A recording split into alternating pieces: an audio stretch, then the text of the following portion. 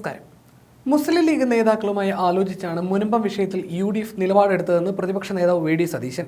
ശബരിമല സന്നിധാനത്ത് ദർശനത്തിന് ശേഷം മാധ്യമപ്രവർത്തകരോട് സംസാരിക്കുകയായിരുന്നു അദ്ദേഹം. വിഷയം മതപരമായ സംഘർഷമാക്കി മാറ്റാതിരിക്കാനാണ് ശ്രമിച്ചത്.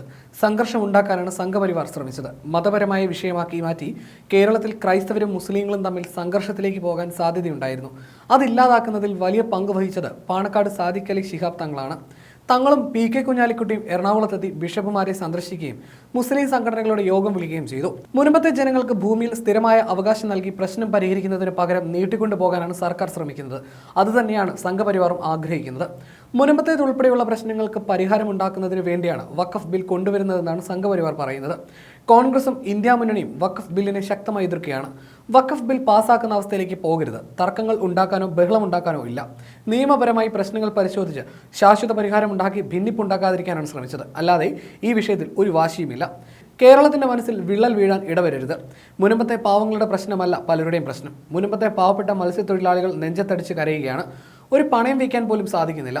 പണം നൽകി വാങ്ങിയ ഭൂമിയിലാണ് 32 വർഷത്തിന് ശേഷം വിഷയമുണ്ടാകുന്നത്. ആ പാവങ്ങൾക്ക് പൂർണ്ണമായ സംരക്ഷണം നൽകണം. ചിലർ ആ പാവങ്ങളെ മുന്നിൽ നിർത്തി മതപരമായി ഭിന്നിപ്പുണ്ടാക്കാനാണ് ശ്രമിക്കുന്നത്. ഭിന്നിപ്പുണ്ടാക്കാതിരിക്കാനാണ് ഞങ്ങൾ ശ്രമിക്കുന്നത്. ഇക്കാര്യത്തിൽ മാധ്യമങ്ങൾ ഞങ്ങൾക്ക് പിന്തുണ നൽകണം. ചെറിയ കാര്യങ്ങൾ പറഞ്ഞ് ഭിന്നിപ്പുണ്ടാക്കരുത്.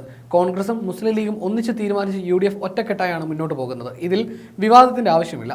നിയമപരമായ എല്ലാ വിഷയങ്ങളും പരിശോധിച്ച ശേഷമാണ് അഭിപ്രായം പറഞ്ഞത്. വഖഫ് ബിൽ പാസ്സാക്കിയാൽ സംഭലിൽ വരെ പ്രശ്നമുണ്ടാകും.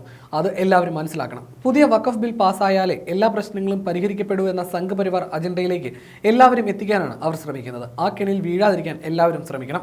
ന്യൂനപക്ഷ ഭൂരിപക്ഷ വർഗീയതകൾ പരസ്പരം പാലൂട്ടി വളർത്തുന്ന ശത്രുക്കളാണ്. ഇരു വിഭാഗങ്ങളും ശക്തരായാൽ മാത്രമേ ഇരുവർക്കും നിലനിൽപ്പുള്ളൂ. പ്രതിപക്ഷ നേതാവ് എന്ന നിലയിൽ സർവകക്ഷി യോഗം വിളിക്കണമെന്ന് ആവശ്യപ്പെട്ടപ്പോൾ മാത്രമാണ് സർക്കാർ ഉന്നതതല യോഗം വിളിക്കാൻ തയ്യാറായത്. കമ്മീഷനെ നിയോഗിച്ച് സർക്കാർ പ്രശ്നപരിഹാരം വൈകിപ്പിക്കുകയാണ്. വിഷയം നീണ്ടുപോകണമെന്ന് തന്നെയാണ് സംഘപരിവാറും ആഗ്രഹിക്കുന്നത്. മുൻപത്തെ പ്രശ്നത്തിന് പരിഹാരമുണ്ടാക്കുന്ന ടേംസ് ഓഫ് റെഫറൻസ് ആണോ കമ്മീഷന് നൽകിയിരിക്കുന്നത്? 2 ഹൈക്കോടതി വിധികളുടെ കൂടി പശ്ചാത്തലത്തിലാണ് വിഷയത്തിൽ അഭിപ്രായം പറഞ്ഞത്. കോടതി വിധിയിലൂടെയാണ് വിഷയത്തിന് തീർപ്പുണ്ടായത്. 1950 വഖഫ് ചെയ്യപ്പെടുന്നെന്ന് പറയുന്ന ഭൂമി 2019 വഖഫ് രജിസ്റ്ററിൽ വന്നത്. രജിസ്റ്ററിൽ വന്നതിന് ശേഷമാണ് നികുതി വാങ്ങരുതെന്ന ഉത്തരവിറങ്ങിയത്. പലരും വിഷയം പഠിക്കാതെയാണ് പ്രതികരിക്കുന്നത്. രമ്യമായി പരിഹരിക്കണമെന്ന ലക്ഷ്യമുള്ളതിനാൽ എല്ലാവരുടെയും അഭിപ്രായത്തിന് മറുപടി പറയേണ്ട കാര്യമില്ല. പച്ചവെള്ളത്തിന് തീ പിടിപ്പിക്കുന്ന വർഗീയത ഉണ്ടാക്കാൻ പല കോണുകളിൽ നിന്നും ശ്രമം നടക്കുകയാണ്. അതിനോടൊക്കെ പ്രതികരിച്ചാൽ വിഷയം വഷളാകും. പ്രശ്നപരിഹാരം ഉണ്ടാക്കുക എന്നതാണ് ലക്ഷ്യമെന്നും സതീശൻ പറഞ്ഞു.